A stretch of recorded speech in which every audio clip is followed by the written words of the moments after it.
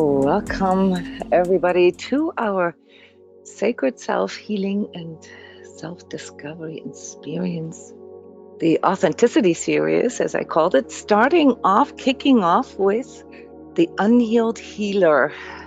Here within this Sacred Self-Healing community, we often discuss the dualisms of healing and issues with empathy and energetic sensitivity, as well as the mechanics of healing and self-healing. And of course, the 24-step objective, namely healing the ego's deceptions, the addiction to some of those misconceptions. And therefore, we are continuing our journey here today with uncovering the confusions of this, and you are all invited to share. Please use the microphone button to unmute yourself if you would like to speak, if you would like to share. For this purpose, I need to read the line here from my end, which I am doing as I am talking to you. And let's become aware of the power of self-healing by discussing the dualisms and the problems with illusions of healing and self-healing, and through that then developing our own discernment and facilitating our own self-growth. Once more, welcome. So the Unhealed Healer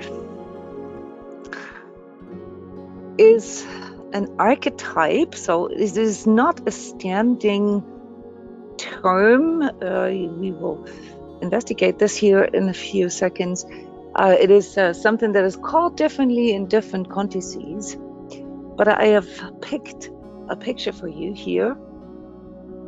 What you see is a picture of Chiron, the satyr, god in Greek mythology, son of Kronos, the king of the Titans, the king of the gods, the hybrid, half horse, half human, in between, symbolizing the dualism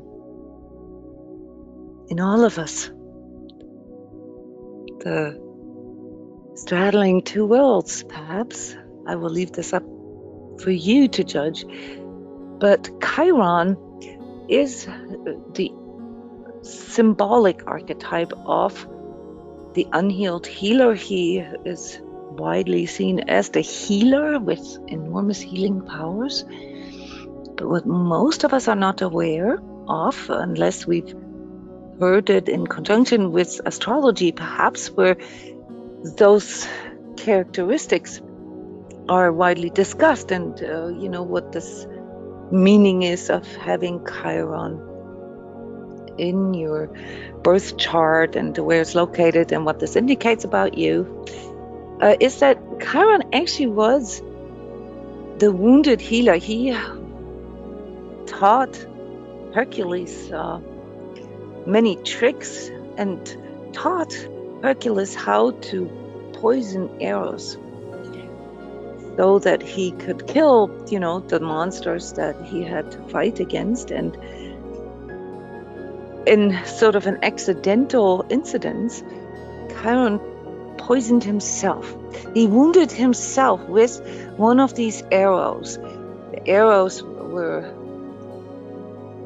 dipped into the blood of Hydra. I don't want to go too deep into this, the nine-headed, right? Yet, a dragon creature that Hercules had to overcome. And after Hercules did, he dipped the arrows into the blood, which allowed to kill, even the immortal beasts, so to speak. And as he wounded himself, he continued his journey in incredible pain and suffrage.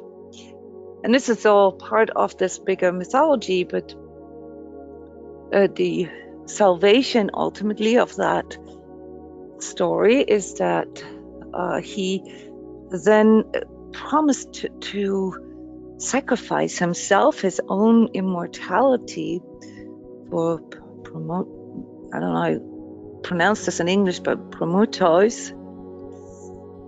And Zeus, the father of the gods, found pity in Chiron and finally bestowed the healing onto him. And henceforth he was healed. Yeah, so this is just a little anecdote here on the side. I don't know if you are familiar with this, but it is important here for the characterization of the unhealed healer and the archetype that we want to discuss today. Carl Jung was actually the first who literally did research on this. He called this phenomenon the wounded healer. And as most of you know, Carl Jung lived, roughly 100 years ago, and is, a capacity in psychoanalysis. A lot of what I teach, a lot of what, deep healing, trauma healing, and so forth teaches is based on Carl Jung's teachings. And so I want you to know that these things that I am mentioning here, that they are also part of the views that I am presenting for you. In metaphysics, the term unhealed healer actually appears as such in the Course of Miracles, short ACIM. And some of the quotes that I have for you today are from the Course of Miracles. Can I ask a question here? Who of you is familiar with the Course of Miracles and has actually even attended or done the lessons of the Course of Miracles? Maybe not all of them. There are 365, but maybe some of them. Okay, 2 of you. All right.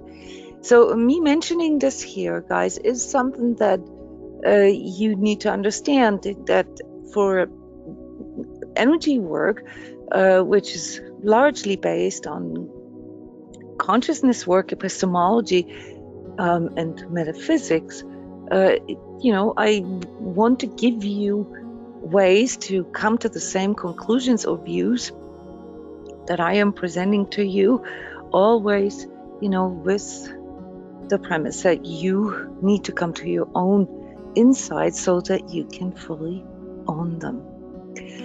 In the recovery and 12-step scene, the unhealed healer is usually referred to as the codependent or the co-addict. And in self-help circles, the unhealed healer archetype is usually referred to as the people pleaser or the doormat. Populistically seen, just by sort of skimming YouTube videos and populistic blog writing and so forth, you will find the archetype of the unhealed healer in the word victim. And in energy work, it is frequently described, or the syndrome or the archetype and the mechanics that are behind this, in the victimizer. Are these words that you guys have heard before? Who is not familiar with any of these references that I am making? Are you guys all familiar with them? Do you guys know, not maybe in detail, but know what I mean when I talk about codependency, or when I talk about people pleasing, or when I talk about victimizer? Just as a repeat, I'm not going into this here today. We have recorded trainings that talk about the victimizer. The victimizer is the person that was originally victimized, him or herself, the victim itself, and then as a process, in the process of not fully healing, that which, the trauma can turn into the prosecutor or the victimizer, as we call this. So in psychology, it's the victim prosecutor triangle, and here in energy work, I call this short the victimizer. So just so that you understand what's behind that, it is when we, when our attempts to heal, our attempts to be of service, our attempts to be a good person stay unrecognized or get abused, get taken advantage of, okay, that can turn us into resentful providers, resentful healers, resentful or frustrated people, which is clearly not what we want. I'm assuming that as a part of the Sacred Self-Healing community that you are seeking ways, you're seeking your path to find your highest expression. And we can feel this when we go deep inside, when there is some kind of dualism, some kind of inner conflict there. So before I start with the presentation here and going deeper into this, I wanted to ask you guys, what is your personal experience with any of these stereotypes or archetypes or these terms that I have introduced here in context with the unhealed healer? What are your experiences? Who of you has ever felt overworked, underloved, underappreciated, or taken advantage of, felt like a doormat, caught themselves people-pleasing? 2 of you, that's very surprising. I'm raising my hand, that's 3. Okay. Denise, thank you for your honesty. Denise is checking all the boxes. Yes, she says all of them. Yes, this is probably, a very good self-assessment, because at the end of the day, the fact that we are here, the fact that we are seeking ways to self-heal, to improve something, to maybe get inspiration to heal, to help ourselves or even help others, is more or less based in feeling that there is something around this healing and self-healing that needs to be inquired about, that needs to be worked with. Okay, so congratulations to all of you for being here. I don't know what the official number is, but I can tell you that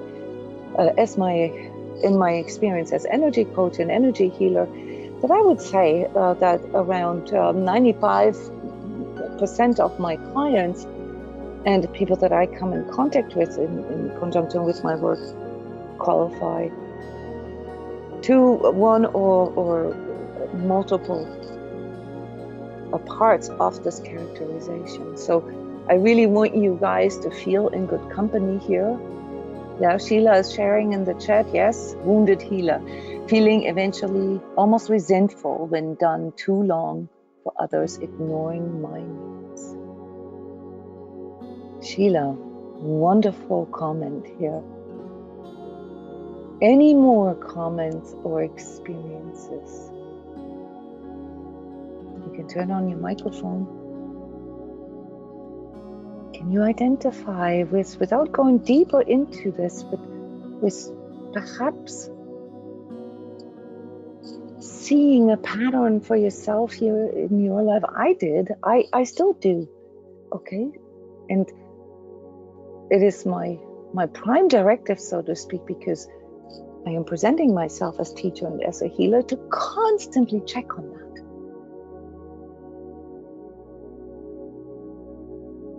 Sandra's sharing, I notice it comes up when meeting new people. in new groups.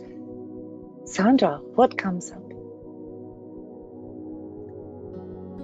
What aspect can you identify?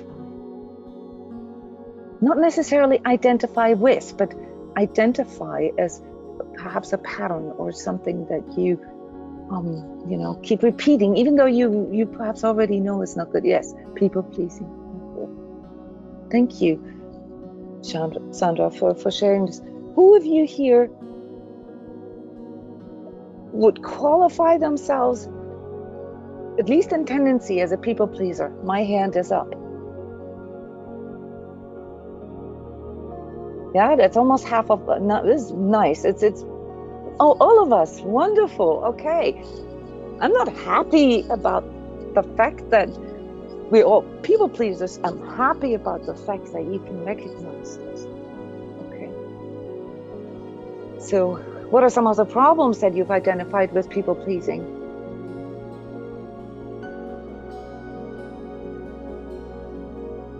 In your personal experience? Since we all agree that we're people pleasers, let's talk about it. Hey, Jona, this is Sheila.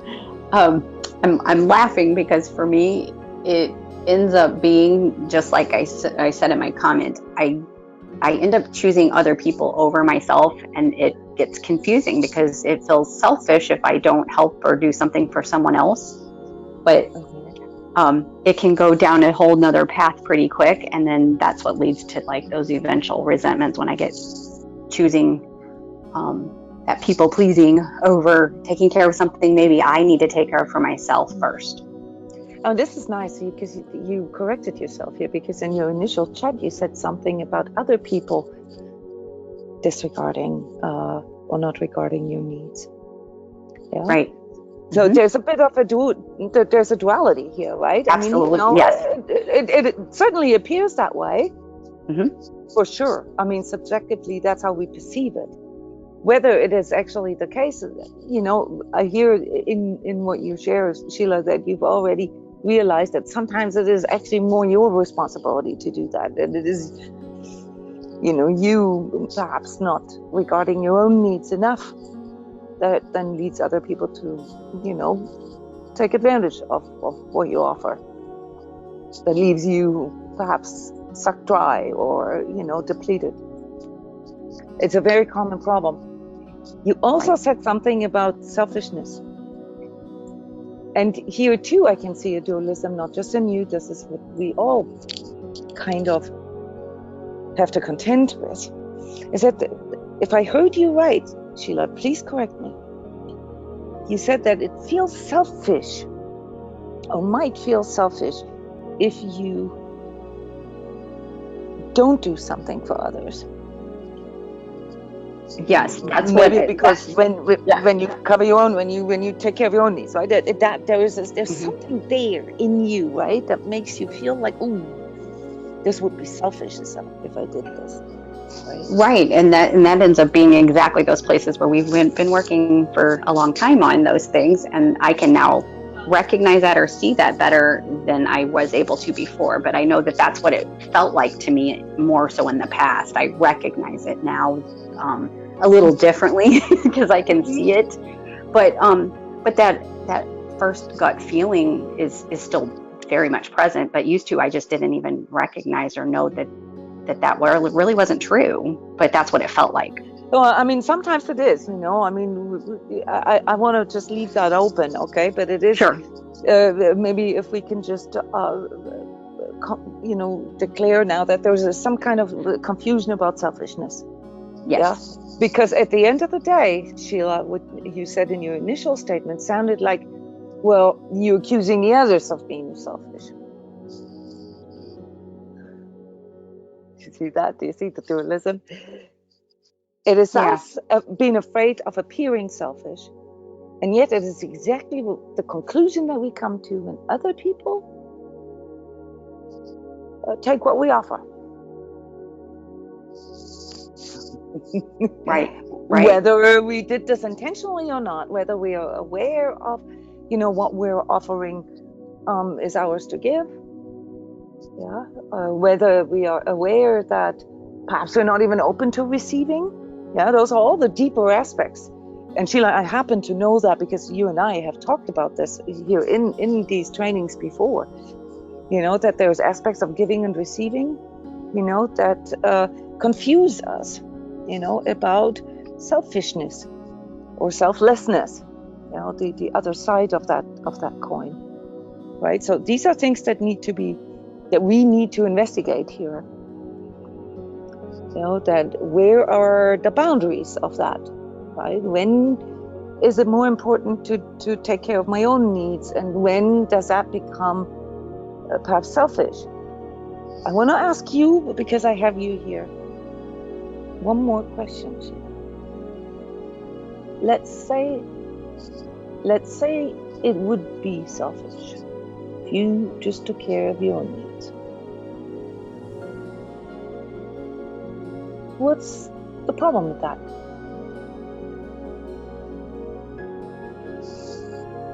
What is the fear underneath of appearing selfish? I think that's a really good question right now because I'm sitting here going, oh, that's good. I mean, yeah, let's say, okay, granted, I think we can all agree here that we all come with an intention, yeah, and our intention is, to be healed, to be healing, and to be good people, right? I'm just saying this now. I'm speaking this out loud. It's a non-brainer, right? So we're not talking about extremes. We're talking about, some of these conflicts that are unaware to us, that are in the unconscious, and that somehow slip from our radar and become blind spots for us. And as a consequence of being a blind spot, they recreate themselves. They send us into a loop, or they make things keep repeating. Yeah. So my job, is basically to motivate you to go a step deeper. Okay. So let's just say, you taking care of your own needs first, and that might make you appear selfish. But what's the problem with that? Why is that bad? The fear of judgment that others are going to think I'm bad. I'm not, yeah. That's been my case. I can speak for myself. Fear of judgment. But Yeah. what's even underneath fear of judgment? There's another fear. Rejection. I don't know. Yeah. Yeah, I can see that too. Yeah. Rejection. We don't want to be alone, right? We don't want to be singled out or separated. Yeah, I keep getting this piece of, I'm stuck with I'm still stuck on the beginning of the question because I keep thinking about fairness and things. And so there's something I'm hung up on about being fair and being able to collaborate and we've talked about this, be on a team and being, like, let's give and take, like everybody's got the same agenda, right? And then you go, oh, wait a minute. No, maybe we don't. And then that's where it kind of can go into all of these other, like, I think Denise said, judgments about, well, who gets to be right and who's going to get their way. And justice, justice and judgment are somehow related. But what I hear you say, that there's an expectation, unnamed somehow. Sometimes it is outspoken. I think in your profession it probably is like declared that this is why we're here. Yeah, that this is why we're doing this. But what about that? When is taking care of my needs less important than the expectations of others? Or would other judge or perceive as justice or perceive as, good performance? There's something that for me feels a bit like this connection to that unhealed healer whole topic, because to me, I have an expectation that someone else they want to be healed, and therefore, hello, here I am. And So there's something a bit to that feels a bit like the disappointment if someone doesn't come and say, yes, let's do this, I guess. And then to me, that's where then the resentment or whatever might come in from that other side of. So you have an intention, or an expectation maybe, or something. And yeah. an expectation. You want to be healing for others. You want to offer that. Okay. Yeah. I mean, without healing being a profession, in your case, do you mind me sharing this, Sheila? Oh no, that's fine. Yeah. And you just are help. You're a social worker, right? So it's part of your profession, really, to offer help. Yeah, that's right. You get paid for that, okay? Right. But you don't get paid for going over your own, to disregard your own needs, okay? So there clearly is something about the boundaries of things, right? Where the projections of and the expectations and the judgments and all that, performance perhaps, because it's also job related, right? Where that gets confused with, your own personal identifications. Who am I, right? And what is my value here? What is my value as a healer, okay? Or how well can I heal, right? So these kind of things, they are all related, okay?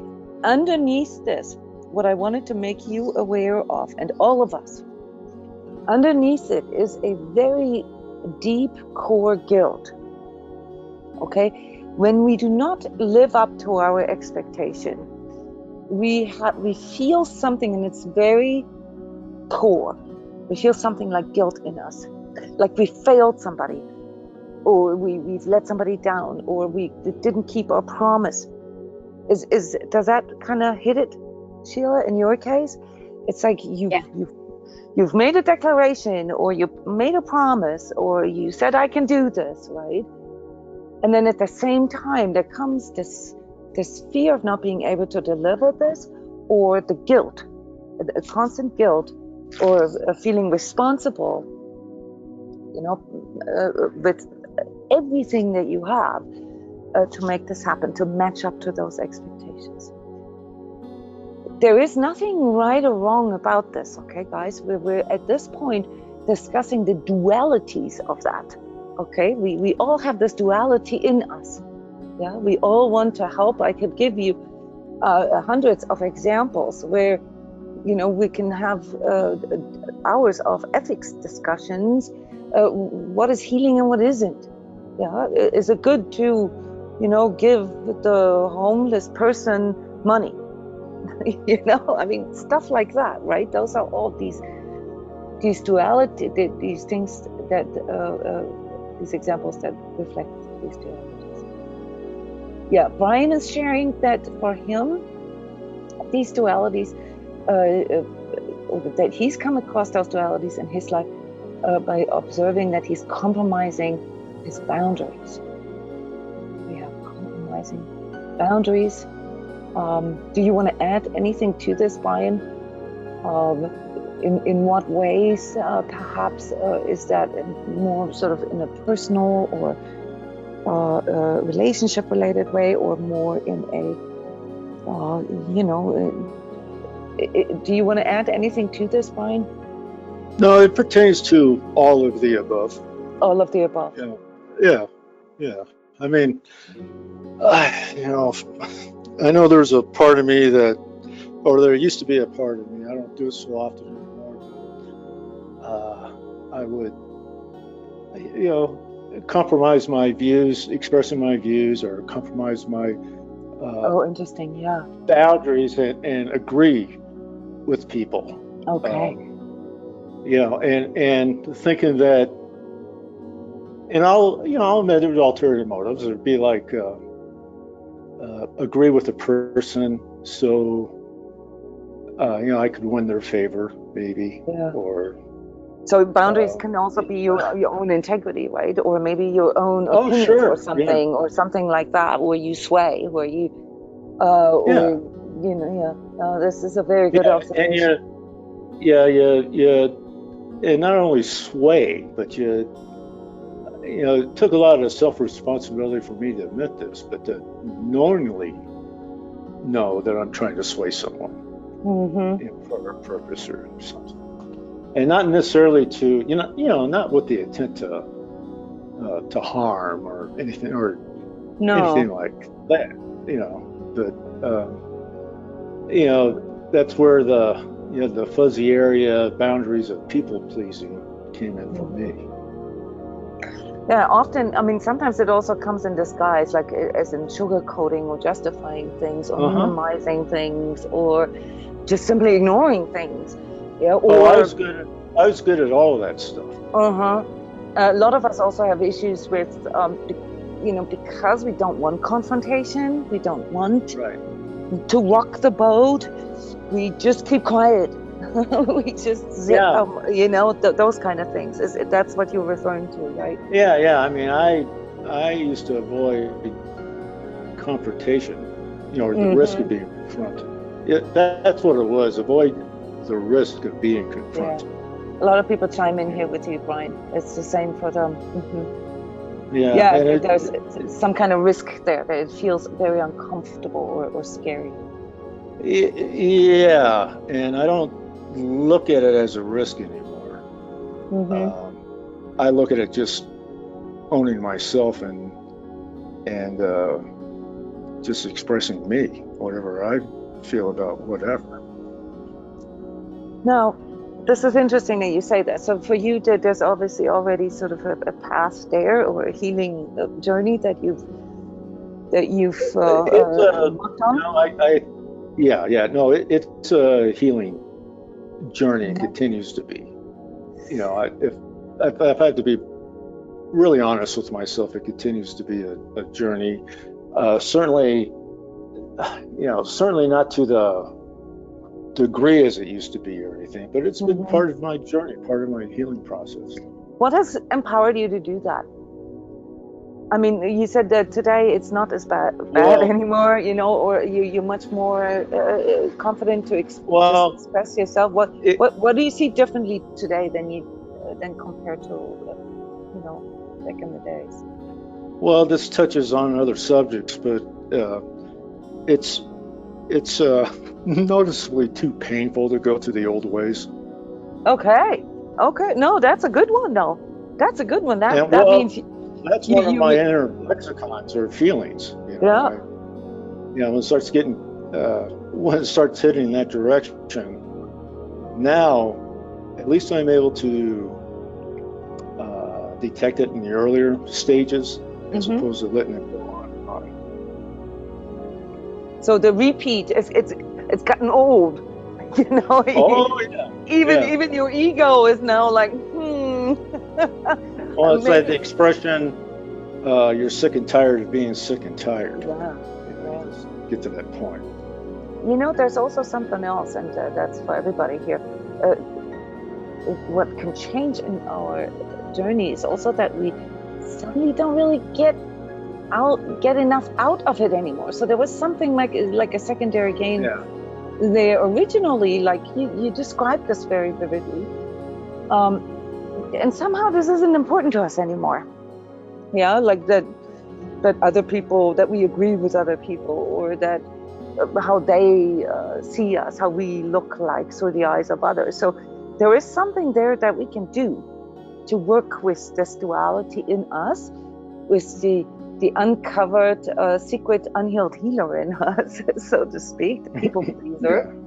And there are the dynamics here that once we understand them, it becomes a lot easier to work with this. That's why I like hearing from you guys just spontaneously, like what has changed, in your life, that today it's a little easier for you, or, you no longer get into this situation that often. What you said, that the pain just got too bad, is huge. This is human. This is how we learn the best.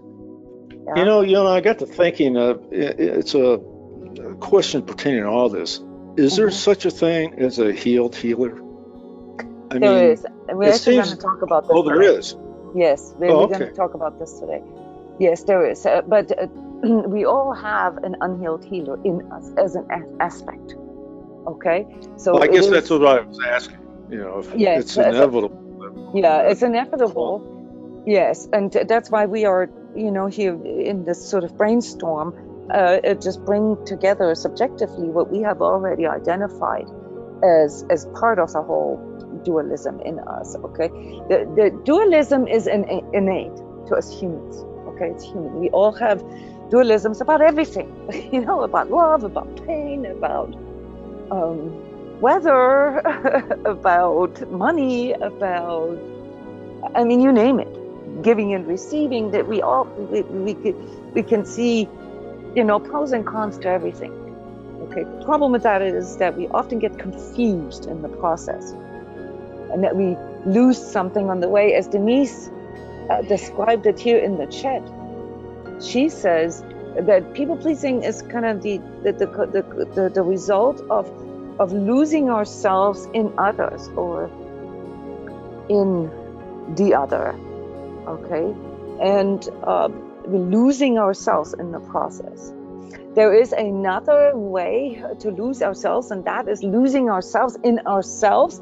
And that one actually is also part of the unhealed healer syndrome or archetype, namely when we go into this place of the victim and victimizer. Yeah, because in those moments, which is also why I often define this as our two darknesses. This is a darkness that we have, losing ourselves in the outside world, in others, or losing ourselves in ourselves. Both are darknesses from an energetic point of view, because they represent extremes and get us out of balance, basically put us into an unhealed state. Yeah, so when I am losing myself in my self-pity, or in my self-berating or self-condemnation, then I am just as unhealed as losing myself in overdoing, over-pleasing, codependent doormat behavior. Yeah, so this is the first insight that we all kind of need to come to realize that both extremes, okay, this has to do with the discussion about selfishness and selflessness. Both extremes apparently aren't healthy. Okay, so we are going to go into what is healthy or what is healing here in a minute. I just want to share you guys this fantastic post. Sandra is bringing in another aspect. She says women are socialized this way in society, starting as young girls. Yes, there are gender specifics about this, and I totally agree with you, Sandra, that in our Western societies, Western not as navigation, but sort of first world and second world civilizations, there is a component here where women are being raised within a framework of needing to be polite, needing to be good, and needing to be docile, yeah, which kind of, promote the doormat, promote repression, and promote the pleasing. Yes, I absolutely agree with you that there is a conditioning there. But there's also things that men are conditioned with, and they're just as unhealthy. This is where we see, all the difficulties in communication with another. In this discussion here, the unhealed healer, I would like to omit those gender specifics, because the depth of it is perceived the same. So in that deeper perspective, it doesn't matter if we're men or women. We'll all perceive it the same, subjectively. Very good point. Yeah, Denise is chiming in, saying things the way they are has been one of the most challenging lessons for you. Yeah, so boundaries, and also being able to say no. Yes, Justine is defining people-pleasing as offering help when our own inner physical bank is needing rebalancing or filling. that is something I would like to discuss further. Let's move forward here. A few sort of just like sticky notes for you. So the premise, obviously, of our discussion, of our workshop here is that everybody gets wounded, in their life, and therefore needs healing. Okay, this is, the simplicity of it. But not to remove the wound itself or become better than others, but to overcome the fear of being re-wounded, and thus become more whole, authentic, and true with ourselves.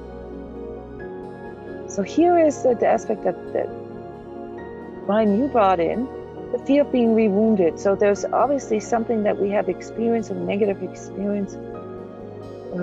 Denise mentioned rejection earlier. Those are negative experiences. They're painful for all of us.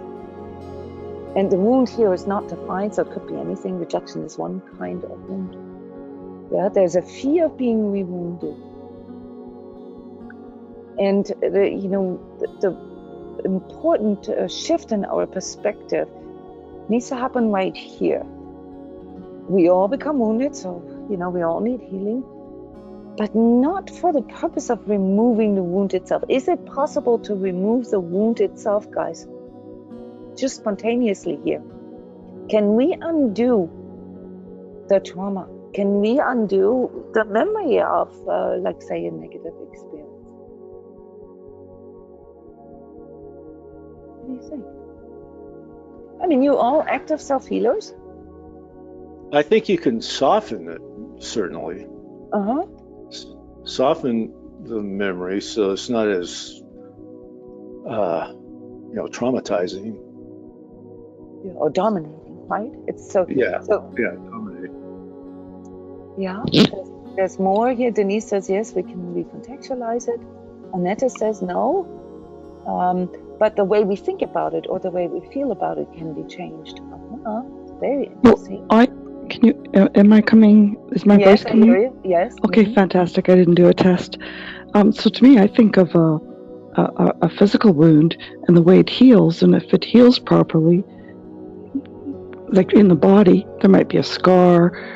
It might actually even be stronger because there's more fiber tissue, but there will always be something there. So, it depends, I guess, the context in which it's being healed as to how it heals, but yet there will always be the memory of it. Right, we can't really we can't undo the memory. I mean, that would be psychologically, that would be called repression. Yeah. So whatever the wound or the trauma is. It is real. Yeah. Or, it is true, it happened. Okay. But what we can change, though, is, and George is commenting here, we can't remove the pain, but we can stop the suffering. I love that. Thank you, George. Such a classic, such a good classic. We can't remove the pain, but we can stop the suffering. That's some food for thought. Yeah, it's the recontextualizing. Yes, Heather is commenting, I'm able to heal the surrounding factors of the events, of the experiences, not the actual events. Yes, I can change my perception of the wound. And it is obviously, trauma healing or healing altogether is a very complex subject. I mean, we've been working on this for years, and we have endless different perspectives and so forth that we can look at it from, and we'll always discover new ways and new approaches. So it is obviously not that easy to say, whether or not we can remove a wound, but it is clear that that the wound itself, or the trauma and the circumstances that come from it as a consequence of that, the trauma itself cannot be undone, but we can change some of the effects of it, all right, and work on not to perhaps, getting re-traumatized, okay, so that this fear of being re-wounded doesn't dominate us, okay. So when trauma is present, then we as humans have a tendency to trying to prevent the rewounding, and that is done what we hear in context with the sacred self-healing often called coping. Okay, so we develop a very intricate network of coping and compensating mechanisms that allow us to somehow make up for it or somehow avoid, this rewounding. The problem with this is, we've all discovered this already, is that, sometimes it depends on when the wound occurred and what is, what the circumstances were and so forth. A lot of us carry wounds that reach far back into our childhood.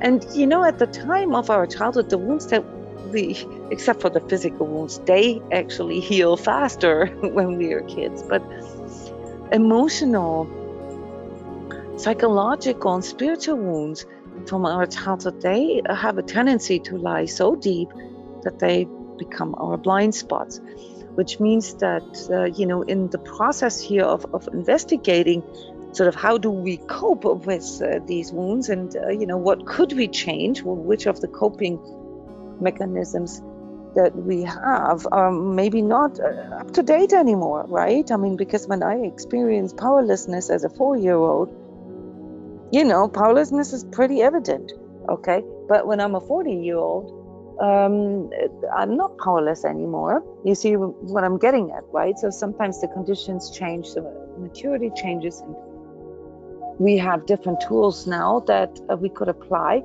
and find better ways, higher expressions of dealing with our wounds. So let's summarize here or discuss the characteristics of the unhealed healer archetype that most of you have already brought up. Okay, so nobody has actually talked about this in conjunction with being a healer, but I think you can all relate to this. How about this? How about I read the lines and you raise your hand if you can identify aspects of that in you. Okay, just aspects of it, like you've encountered this in you, trying to get others to get healed. Who of us wants to get others healed? Yes, my hand is well, at least yeah, it's almost 80% of us.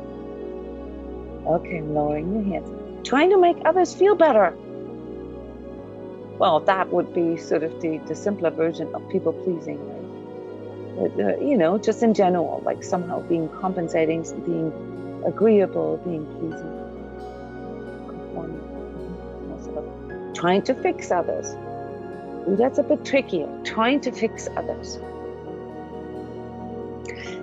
Do we search for mistakes in others? Do we try to prove that we are right and they're wrong? Something like that. Yes, Annette. We should all raise our hands. Of course, when we criticize our partner and try to make him or her a better partner, okay, then we're doing just that. We're trying to fix them because somehow we discover something in them that is not perfect or that we don't like, and so we focus on trying to help them. We're saying help them, to get better. Yeah. Yep, I know this is a tough one to admit, but actually not really. Because I barely actually know people who don't have these aspects in them. The only, say, category or phenomenon or the archetype that I see that does not have that is the narcissist, which is also, here just on a side note, why many of us seem to have some kind of karmic affiliation with narcissists in our life. Let me verify this here real quick. Who of you present here has had or currently has or in the past encounters with narcissists? Either as bosses, as relationship partners, as friends, as mothers, fathers, siblings.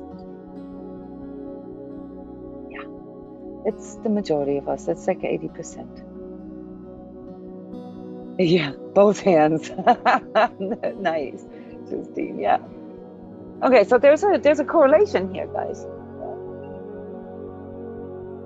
Who of us are even more specific here about this and trying to make others see truth? Who of you, like me, is sort of, I need to bring truth. You need to see truth. Oh my God, how come you cannot see truth? Right? And perhaps even judging other people for not being able to see truth. I love your hands, guys. This is so good, refreshing and honest self-assessment. This is the prerequisite for healing. To recognize this in us and to own it. It's totally okay. Now, let's look at some of the other aspects, the downside of this. Who of us is feeling guilty on some level? Maybe feeling that we have to fulfill a promise, or that we have to live up to a certain expectation, or that we have to perform in a certain way, or that we have to be good. Yeah. Yes. Almost all your hands. Lowering them. Who of you frequently finds themselves today or in the past found themselves frequently drained or victimized, perhaps even taken advantage of? My hand has risen. That used to be my past, like many of us. Double hands here. Are you guys starting to see something? There's a connection here between all of us. Who of us frequently feels alone? And I don't perhaps mean lonely, but alone. Many of us, some of us are somewhat isolated in COVID times, I would say everybody kind of feels lonely from time to time because we just don't get enough of what we need. But you guys know what I mean. It's a deeper loneliness. It's a deeper feeling of, I don't know, feeling singled out perhaps, or misunderstood, or like we're not belonging. Yeah, this category, alone, not belonging. I'm gonna add this. Somebody said feeling like kicked out of the tribe. Core issues, it's half of us. Wonderful. Thank you guys for your participation. These things are really important to become aware of, that this is a part of us. Because the relevance here for us as self-healers is to first and foremost understand some of these things that fly underneath our radar, okay? When we complain about frequently being, misused or victimized, or feeling like a doormat, or, that the world is full of narcissists and blah, blah, blah. All that is real for you. It definitely is real because it happens to you. But the relevance for us here as self-healers that want to apply our higher consciousness so that we can find the higher expression of ourselves must be that if these things frequently happen to us, if they repeat, that there is something there that we are not aware of. There's something there that we cannot see. And that is what I want to investigate with you here today. The dualism of healing. Yeah. And why this is so difficult for us to recognize what's underneath all that. And here I'm giving a definition. This is culminated sort of wisdom, if you will. At the core of the dualism of healing is the belief that the wound is the cause for the suffering, imperfection, guilt, or there's a double or condemnation, and the illusion that the formal content of this wound is something that lies outside of us, and that it therefore needs to be attacked or removed, or needs to be undone. The core of the dualism of healing is the belief that the wound is the cause for suffering, imperfection, guilt, and perhaps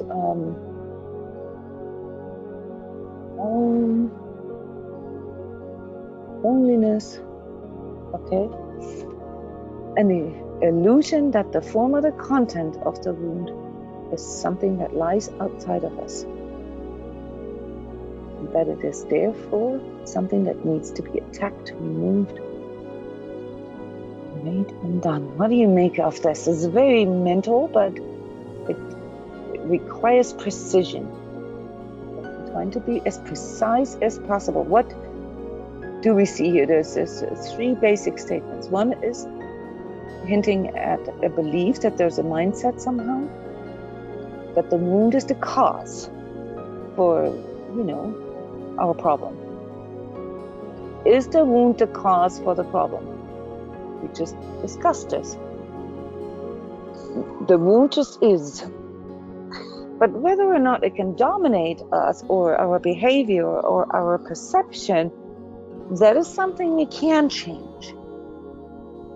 So we need to see this here as sort of like work in progress, okay? That whenever we believe that the wound is the cause, the wound or, people or the person or whatever we see as the cause, okay?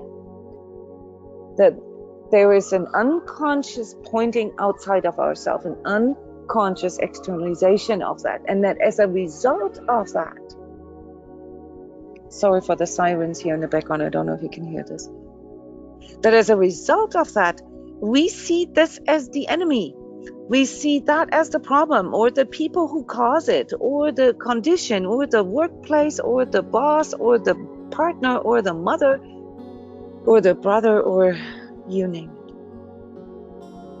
This is at the core of this dualism in us. Yes, we admit to ourselves that we need healing, but we unconsciously externalize our, the cause for our wound. We say, this is them, or this is the government, or this is from my mother, or this stems, it's because, or my boss, or my partner, or blah, blah, blah. And that it is therefore logical for us that this needs to be attacked, this needs to be removed, this needs to be undone. Can you feel this, where this is going? It needs to be cleared. I could add that too. Who of you has had this notion in the past, or still does, that when you discover something like a wound in you, you can also see that this is something, that is not so perfect about you, that needs to be cleared away. Preferably, by someone who can take it away from you, or make it undone, or... Yes, Sheila, we are designed this way. This is what I constantly discuss in pretty much every outing, in every publication, that this is part of our human nature. So it's the dualism that we all carry in us as humans. Trying to avoid. Annette is sharing. Yes, we believe this is the same, that it needs to be avoided. So avoidance and attack, guys, are, from an energetic point of view, the same thing with just different gradients. Undone or cleared. But you see that there is, I just want you to follow the breadcrumbs right now, that there is a belief that whatever that wound is or does to us, that's bad, that creates an imperfection, that it's flawed, that it makes us less good, less performing, less successful, less worthy. Do you guys feel that? So there is a belief in us that whatever we identify as the cause of the problem, in order to remove, what we perceive as insecurity or weakness about ourselves, that we need to remove that thing. We need to cut it out. Yes, absolutely, Sheila, as a way to protect ourselves from rewounding or as a way to control it or fix it. Yes. It's irrelevant, Denise. It's not about the memory per se. We are talking on a deeper level here. It's deeper. This is our attitude towards healing and our own wound. The belief. There's an unconscious belief here that I'm trying to help you see.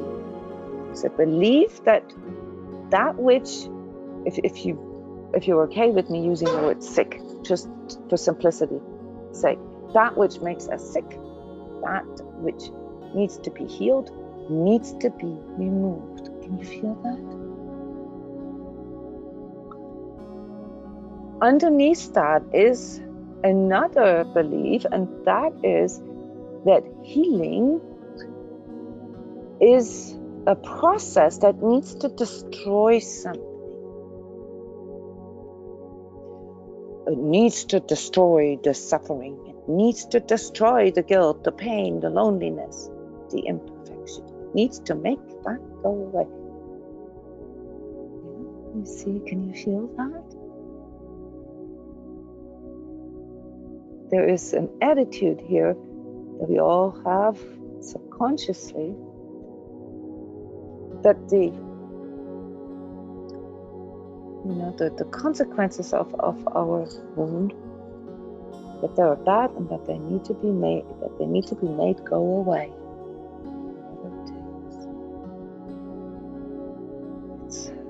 It's an attitude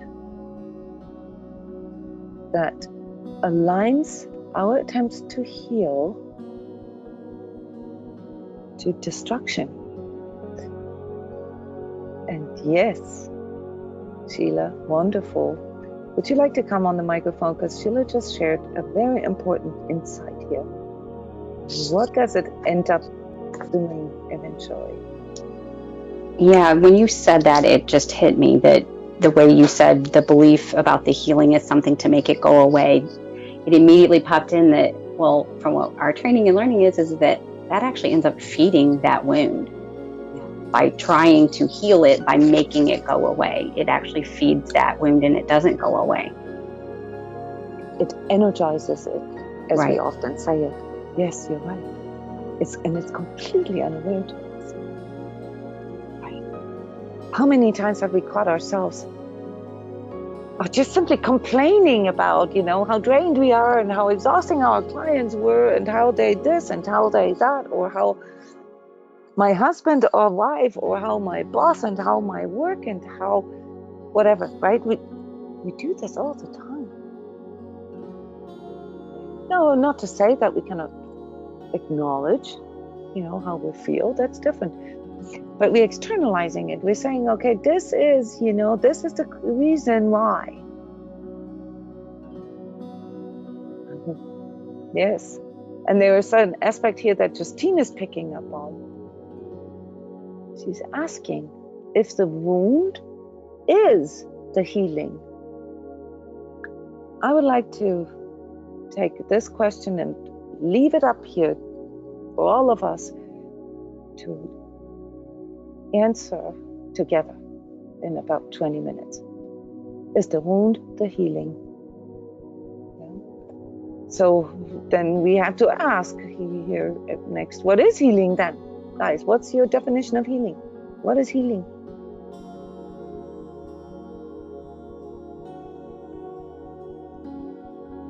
Okay, Denise says, and please come on the microphone. Healing is integrating all. Okay. So what does that mean?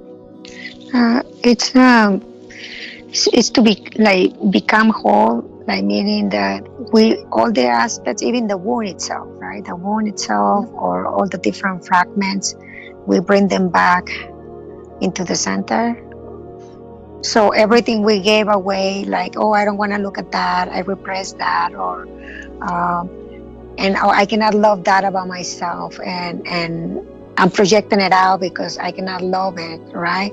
But healing means to actually look at that and accept it you know, and bring it back in, even love it, because that aspect or that fragmentation needs acknowledgement, and it needs acceptance, and it needs to be part of the whole. It needs to be loved too. So Very nice, Denise. What if we can't see it though? You said yourself it's often unconscious, right? What if we can't see it? Well, Divine healing. if we cannot see it, we ask for to our higher power to be revealed. Okay, so then the healing becomes the seeing it. Yeah. Would that not be the case? Yeah, it is. Yeah, of course. You know, it's part of it, right? If we cannot see it, we can ask for the insight, for the recognition of that which we cannot see, which we cannot, and because we cannot see it, we cannot heal it, right? Right. I mean, when I say see, obviously, I don't mean this in the visual way, but I mean this in the which we cannot recognize or cannot accept or are not aware of, right? So if we can feel that there is a wound in us, but we cannot pinpoint it, we cannot put a finger on it, or we really don't know what it is, then this attitude towards healing that we had before, or that we set out with, namely that healing is making it go away, making the pain go away, making that which causes the pain go away, right? Killing the viruses, killing the bacteria, right? That's the analogy to that. But if we don't know what it is, well, we can't kill it, right? So that's kind of difficult then. So healing then is something different. You said we're asking higher power so that we can recognize it, what it is, and so that we can bring it back and accept it and embrace it and let it be part of us again. That is the complete opposite from destroying things. Think about it. From making it go away. You're saying healing is bringing it all back in. And now I'm confused. Right? This is how we all are. We're all confused about this. And then Jona comes along and says, well, we cannot heal it if we can't feel it. What? I'm supposed to feel my pain? You guys have no idea how many questions I have. How long do I have to sit with my pain? How long do I actually, Denise, you just asked me that question. Not how long, but in a similar manner. Do I need to sit with this? Do I need to go into the pain? And what was my answer to you? You say acknowledge it, but then focus on grace, my inner higher power, and align to that, and then do what you can do. Like focus on what I can do, because I have great power in me, right? So it's not about wallowing. Mm-hmm. Yeah, I empowered you, and I praised you too. I said it's great that you can see it. Yeah. What it is that causes you the pain, right? I empowered you in that way. I said it's cool that you have the awareness of that. And then I said, but be careful with energizing it. Right? I gave you a warning too. I said, feeling your pain does not equate with going back into your pain and energizing and re-traumatizing yourself. That is not what that means. Yeah. It's wonderful. Thank you for sharing, Denise. Because this was something that a conversation that you and I had yesterday. Yeah. Thank you. Sheila says, as long as it takes. Well, for what? When would you know that you no longer have to experience or revisit this pain? And to say it in Brian's terms, when is enough enough? When is the pain just? When does it get old?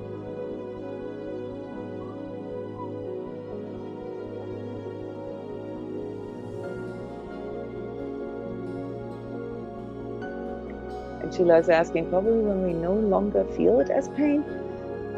Ooh, that's a tricky one. what you just said means that I have to sit with my pain until it doesn't feel painful anymore. Maybe more like the recontextualizing is what I mean. Like for me, the pains that have become, they don't feel like that pain, but you can acknowledge it and I see it as a lesson, or I see what I've learned from it, that type of thing. So it doesn't mean that it went away or it's ignored. It's just contextualized, reframed or something that feels differently. But that requires us to be able to have the awareness of it, what it is. I mean, we haven't really mentioned particular examples here, but the problem with this is if the ego, and this is why I picked up on this, the ego says, well, we have to make it go away, okay? So, because nobody wants to feel pain, right? So I'm just going to sit with it until it doesn't hurt anymore.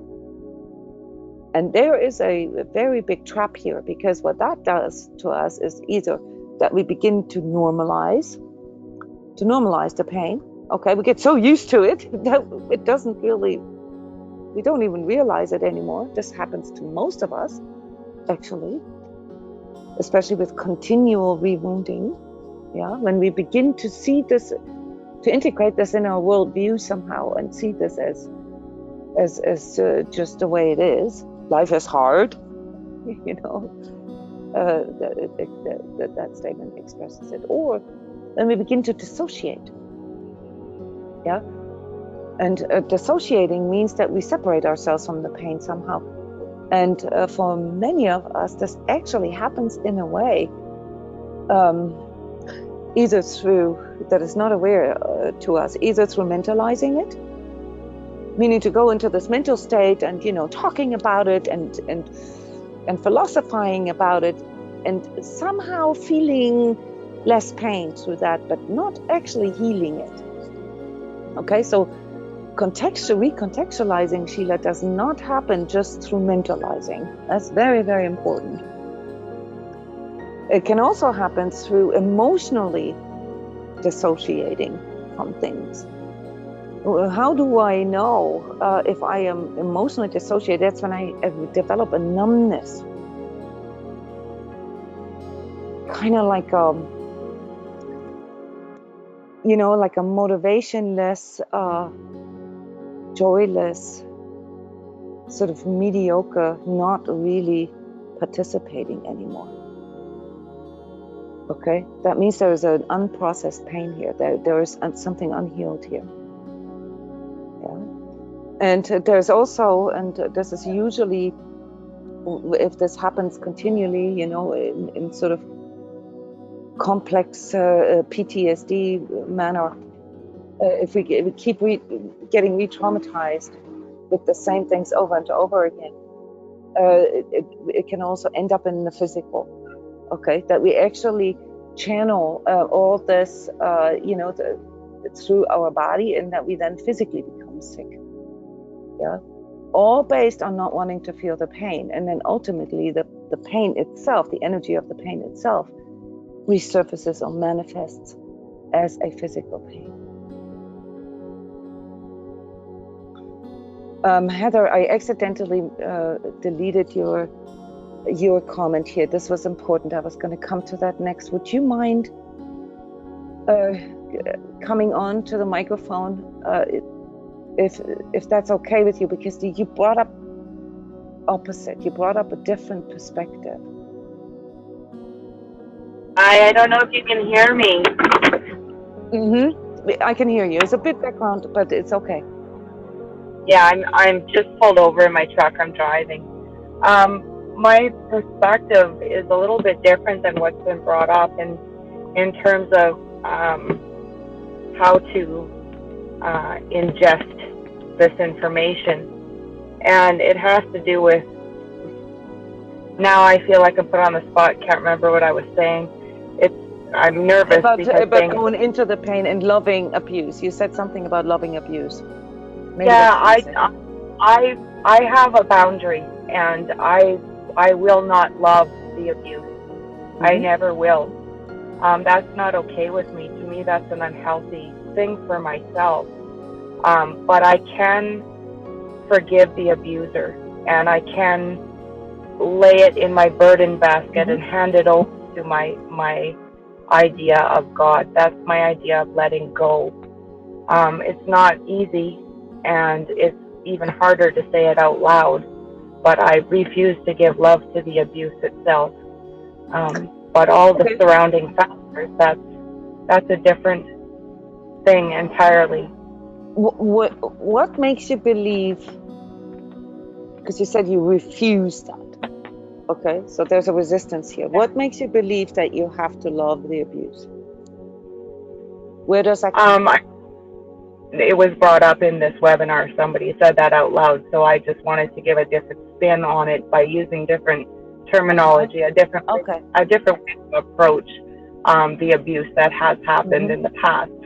For myself, my experience was I was never able to, I guess, for lack of empathetic terms, get over it and move on until I was able to forgive the abuser himself, and then I was able to. That was my step, and my next step after that, being able to give it up to the Creator, and in that I found peace. This is a very wonderful statement, you know, and I just want to point out here that forgiveness is a key element in the, you know, our personal healing process, okay, from whatever wound that is, okay, whether it's forgiveness towards somebody whom we identified as the cause or ourselves. Okay, but remember, there is a bit of a dualism about what we perceive as the cause. Okay, so the notion, that's why I picked up on it and wanted to give this a little extra attention.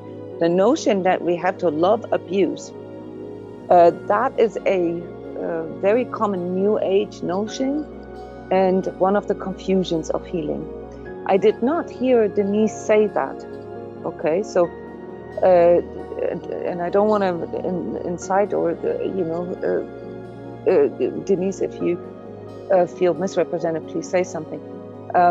What I heard Denise say is that we have to learn to love all parts of us, including the things that, you know, were abused, the part in us that was abused, okay, or the part of us that was you know, unfairly treated or misused or etc. Okay, that is what I heard in what Denise said. I have heard other people say this though, okay, this idea that we have to love everything, you know, and recognizing or not differentiating what love means here in that context. I agree with you that it is an unhealthy notion to expect ourselves to love the abuse. In fact, that's completely illogical. That makes no sense. Okay. But we have to investigate the way love in that. Okay. Because when you say that in that context, how I understood what you said, then it sounds almost like we have to agree with it. Okay. And that is not really the case.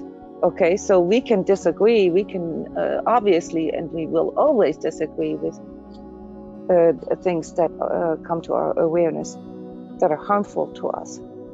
Yeah, it is in fact a big part of our survival instinct, okay, to disagree with what harms us. Okay, the thing that we were putting into question here is if we are able to see what it actually is, okay, because only if we can see it, seeing not in the visual, in the sense of insight, okay, when it's illuminated, when there's a light on that, we recognize what it is, okay, that we can then proceed with the healing and finding higher expressions. So thank you for bringing this up and for cueing, you know, this distinction here. That's very important. So ultimately, if if you look at the definition of healing from a very broad perspective, the true meaning of healing is not the absence of pain, but the presence of love. And that does not mean that we have to love the pain. And this is where most of us unconsciously, because the ego gets this confused, okay, where we get in trouble. Some of us even, and this is the case when we are severely traumatized, actually get ourselves to love pain. Has anyone ever discovered that in him or herself? Honest self-assessment here. Who of you, my hand is risen, has discovered the notion in yourself that there is something that there's some kind of self-gain, some kind of, I don't want to call it love now to not confuse you, but that there is some kind of attraction to pain, and that it somehow makes me feel alive. Yeah, or pain addiction, yeah, as Denise called it here. Yeah, it is it can be addictive, yeah. Because if we have been traumatized in our life, severely traumatized, it can also trigger an energy in us. What is that energy that can get triggered in us? Yes, I love your confessions here. Justine confesses as a recovering former pain addict. Yes.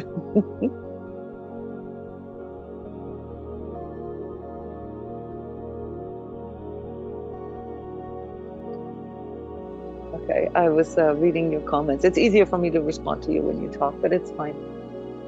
So let's make the shift here. We're running out of time. Let's make the shift back to the unhealed healer and what's at the core of the problem here. So the unhealed healer sees him or herself, as the source of healing. And this is where we get into trouble. Okay.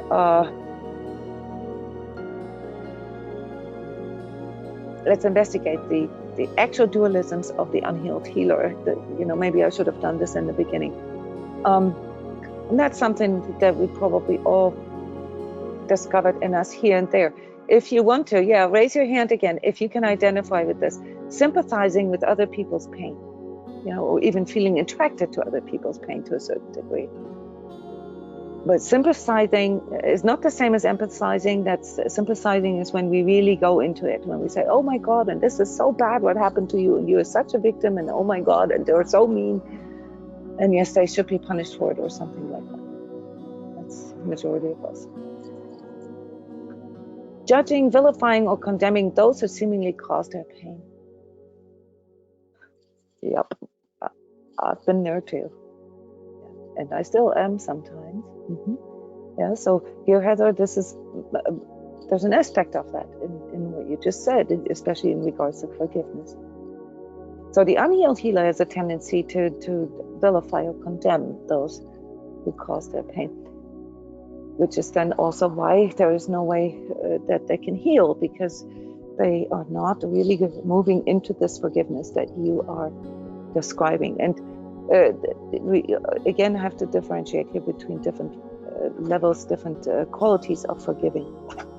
We don't have to agree to it, okay? But we can forgive the abuser without agreeing to it. Seeing healing as a means to destroy. We covered this earlier. This is a misconception of the unhealed healer. Trying to please, correct, or compensate that which is seemingly flawed. The fixer syndrome. Okay. Yeah. Who can identify fixer in them? Big time here with me. Yeah. Okay. That's most of them. Next. Feeling responsible for others or for their healing. If we are executing healing, yes, feeling responsible for others. My critical inner voice, that naggy, whiny victim voice in me sounds like this. Why do I always have to do everything? Why am I always responsible for everything? Why am I always the one that has to do it? That one. Yeah. That's the healer is unconsciously hurting him or herself or ourselves in the process. Who of you has caught yourself doing all these things and unconsciously hurting yourself, or as Sheila called it in the beginning, disregarding her own needs? So this is the acknowledgement of that, okay? It's just recognizing this in us, and as we are recognizing this in us, we actually have, a chance to heal it, because, we can see it, it's illuminated. The unhealed healer tries to give what he or she has not received. The unhealed healer tries to give what he or she has not received. Or maybe in simple words, we're trying to give something that we need. We're trying to give something that we need more. In fact, psychologists will confirm this for you. We are unconsciously, and this is completely unaware to us, project our needs onto others, and will then justify going overboard to meet their needs by or through this projection. It is a neediness in us that creates this almost, I don't mean it in that dramatic way, but it can actually be that dramatic at times, this obsession to needing or wanting to heal or fix or bringing the truth or showing the love or whatever. Yeah, it's a neediness in us. It's actually expressing how much we need this ourselves. We're trying to give what he or she has not received, or, these words are deliberate, cannot receive.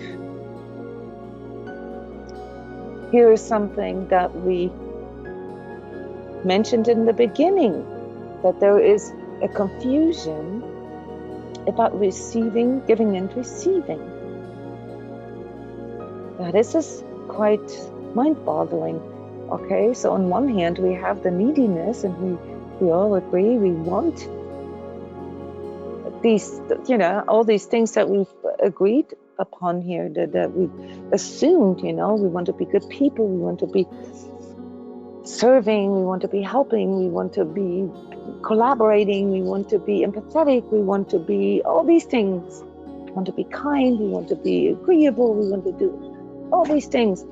And we don't want to be selfish, and we don't want to be, guilty, and we don't want to harm anybody, and we don't, want to fail anybody. We don't want to let anybody down. In such a way that we project it onto others. Yeah, Sheila is commenting here, bingo.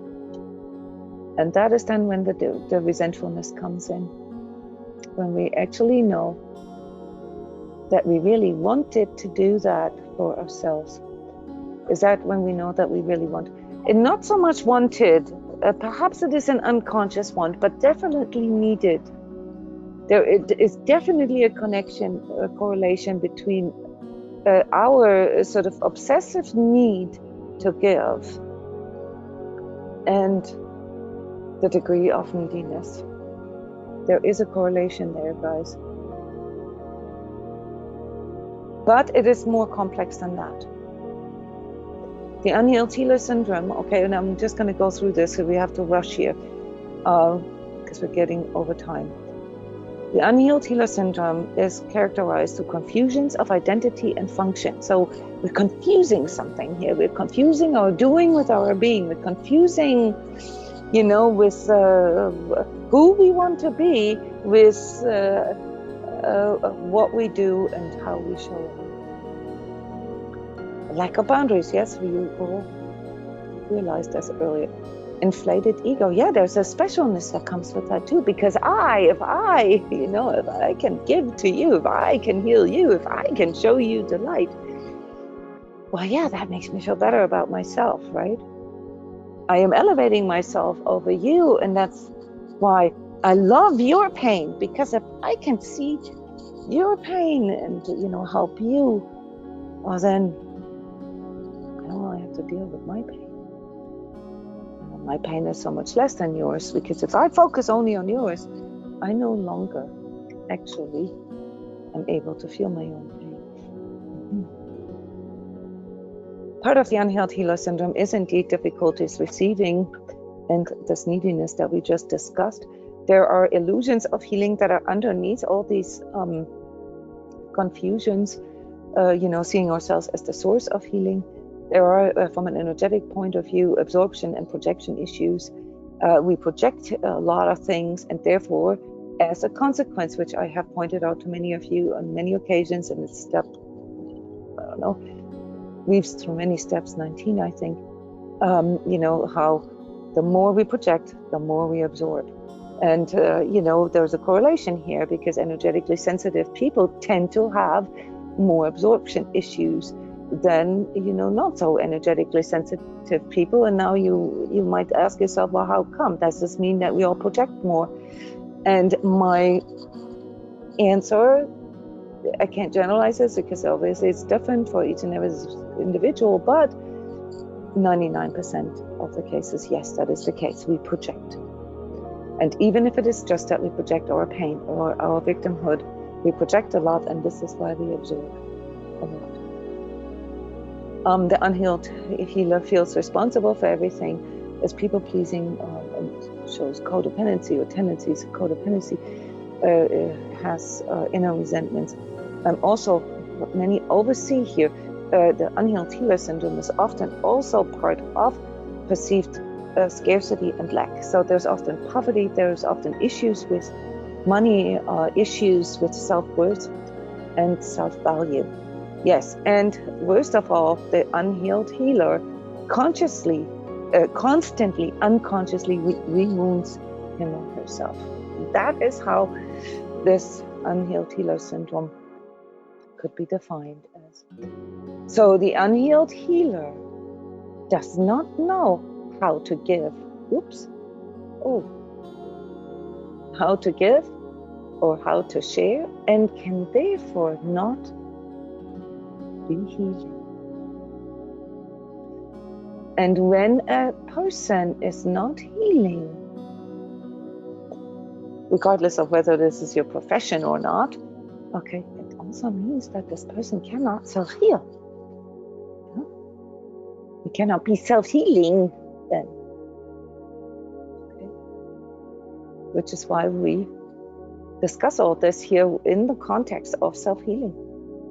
This journey that we're all on, the internalized self-discovery and healing, the awareness making of all of this, and the clarity about some of the things that we do, the habits we have, the patterns, the repeats, and so forth.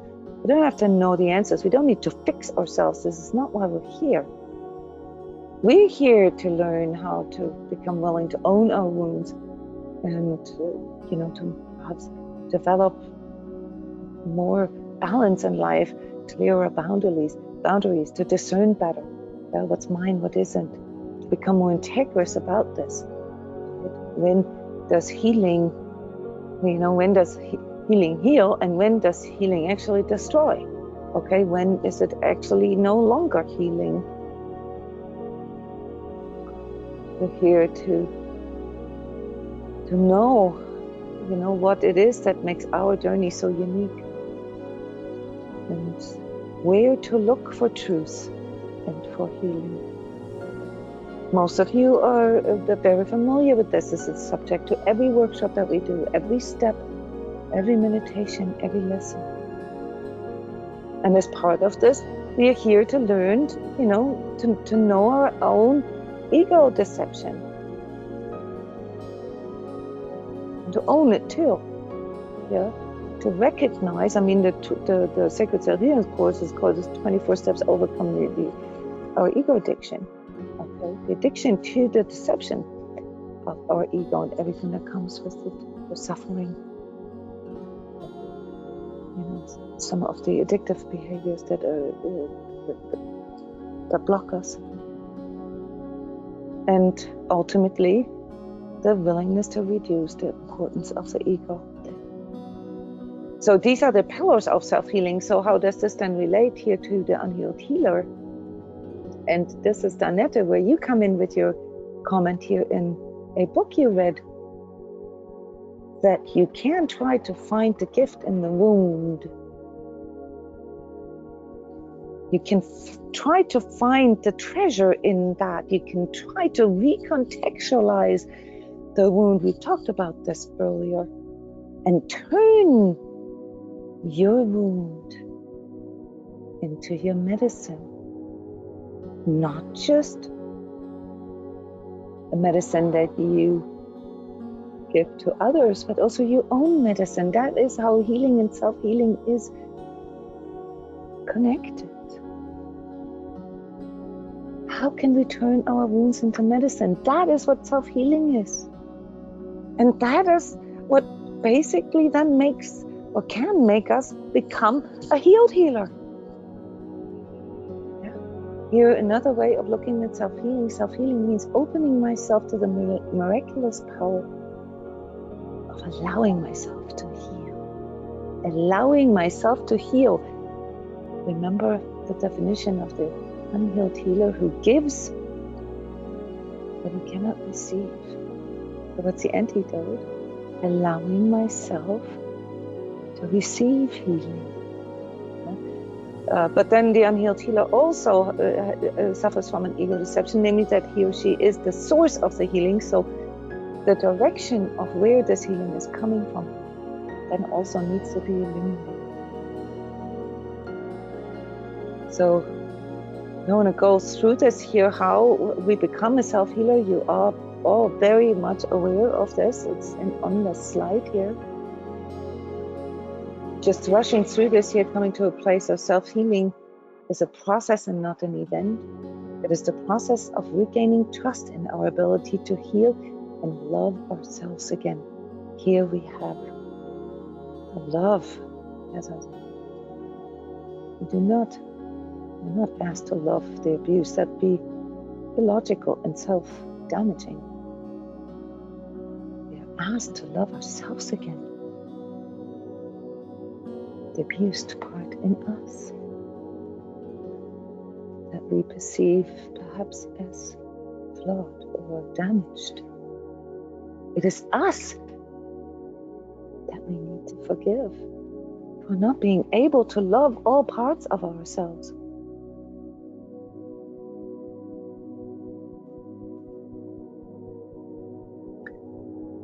So becoming a healed healer then, Brian. Let's put this together here for you, how we can do this.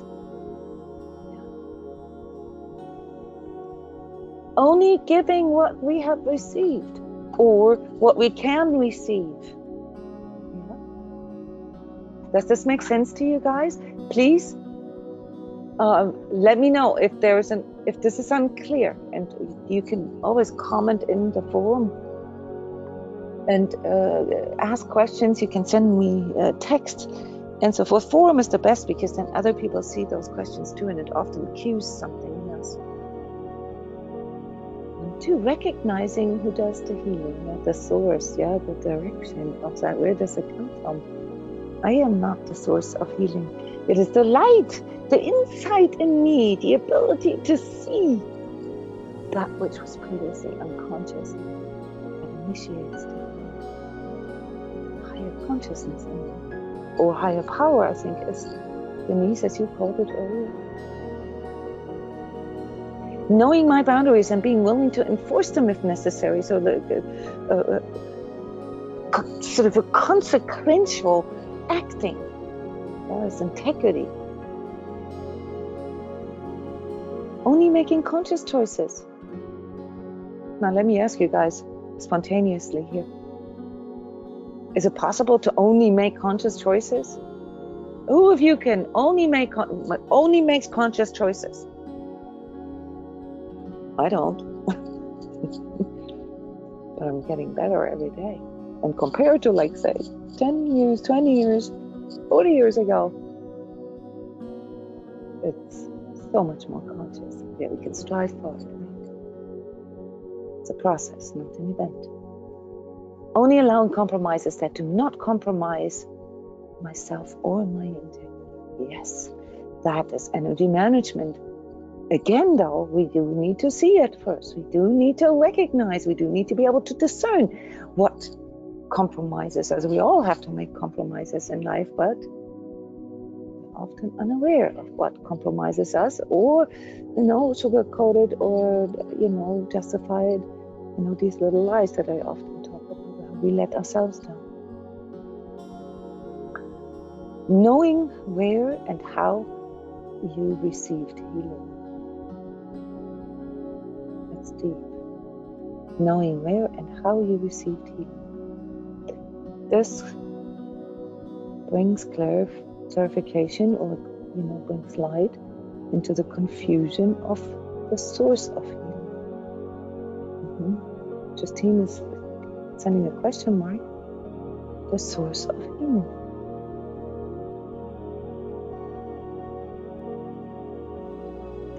I just answered the sentence before. Where does healing come from?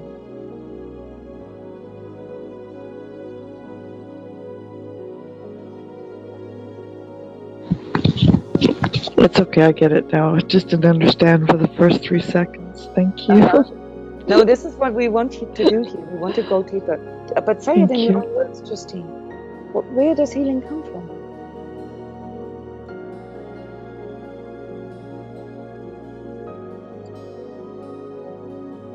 It comes from our ability to reframe, to recontextualize, and make the unconscious conscious, of what we have perceived as a flaw or a wound or an imperfection.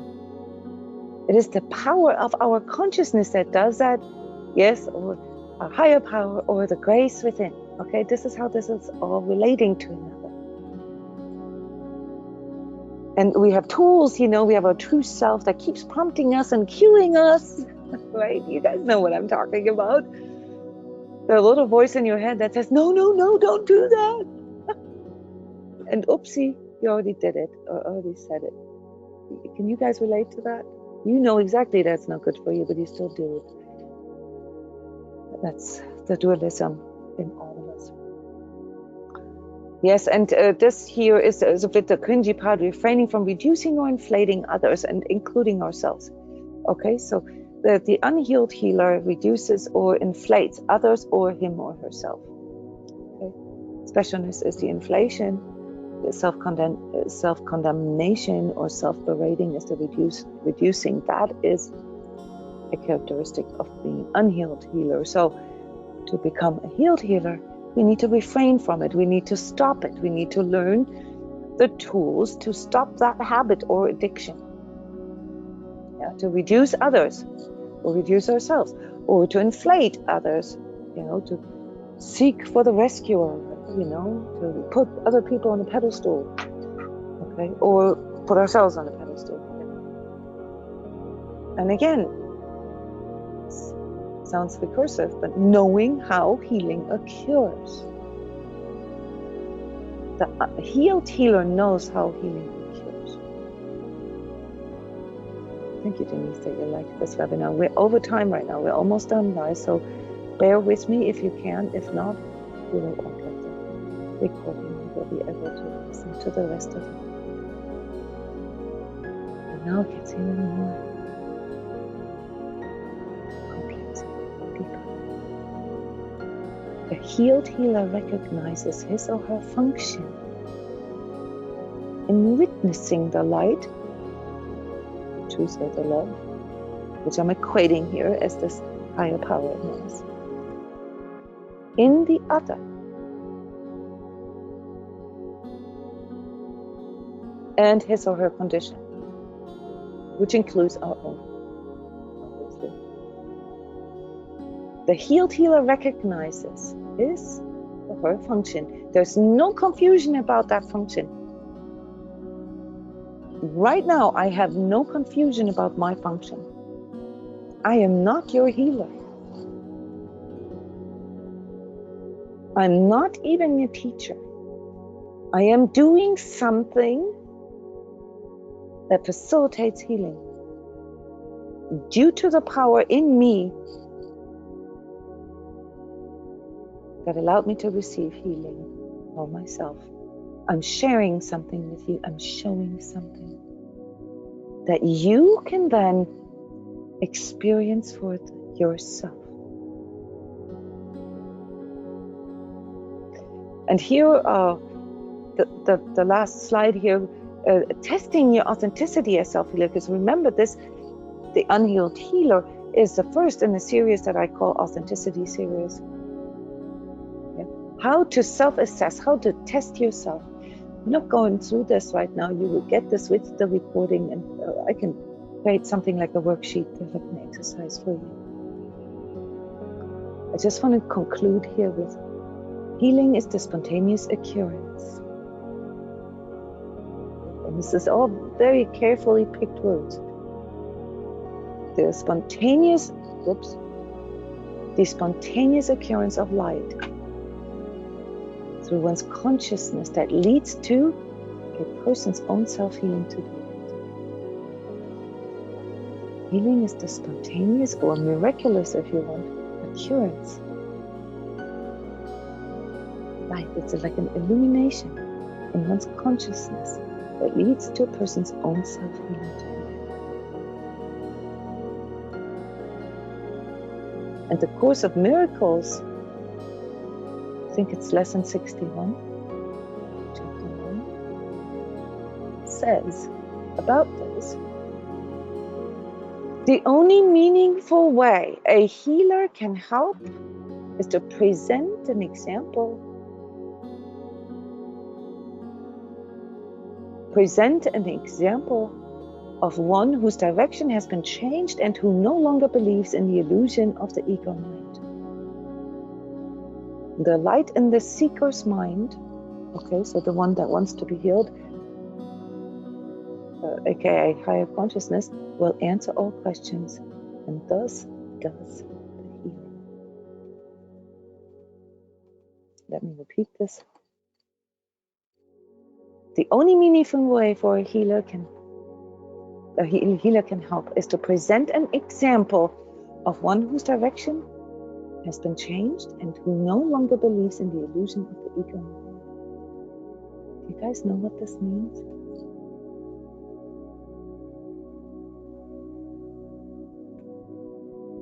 Annette, it is partially linked to what you said. What does this mean?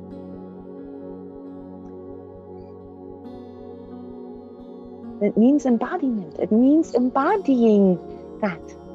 It means the unification, if you will, or the fusion of the healer and the self-healer. You become healing when you self-heal.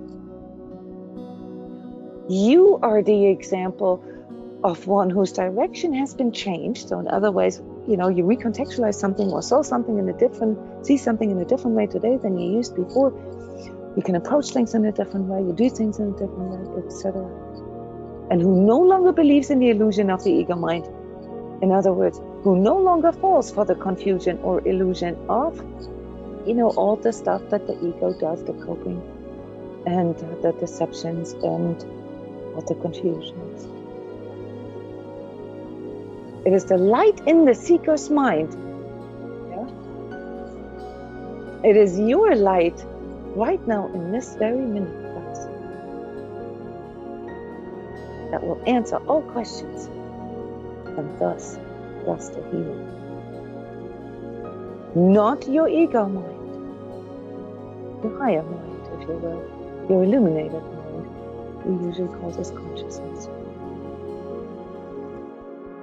And that's why I want to close this webinar, this workshop here with, I am the healed and the healer at the same time. Because if I can internalize this fully and embody it, then I become automatically healing. And I embody it.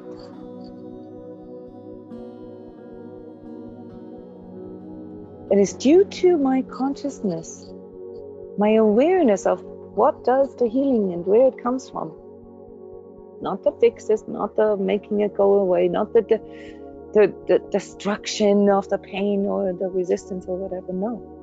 It is my awareness that it is the light in me, the higher vibratory solution, the higher vibratory part of me, the higher expression, then does the healing.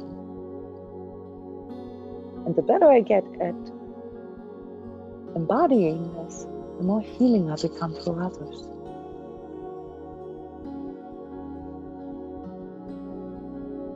Thank you, Brian. Yes, we are here at the end, and I would invite you to make closing remarks. What's your takeaway, guys? What do you take from this, even if it's just a good feeling? Or maybe you're getting a bad feeling. Maybe there's some cringy parts. Very beneficial webinar, Brian says, and the subject. What do you guys take away? What perspective has been changed? What direction has been changed through this webinar in you? In other words, what has been healed in you?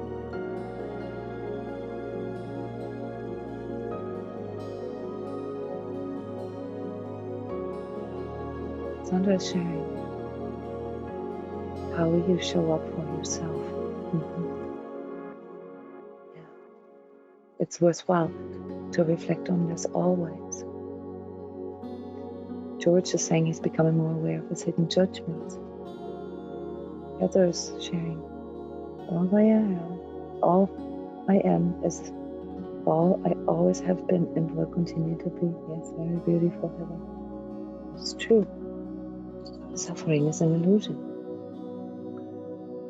I can feel something that I can't explain. Annette says, I think it's something to do with higher purpose. Beautiful. Yes, it is your own higher consciousness that is feeding you with this right now. It's also saying to continually be conscious, yeah. Just simply being grateful when aware of things that you haven't felt before. I like that, Justine. Yeah, almost being curious about it too. Yeah, I have this curiosity where I used to avoid and do all these unhealed healer things, because I didn't want to feel, didn't want to receive, I didn't want to feel truth. I am now curious. I can't wait to discover things that I haven't been aware of before. I love it. That is what I love, yeah. Feeling humbleness.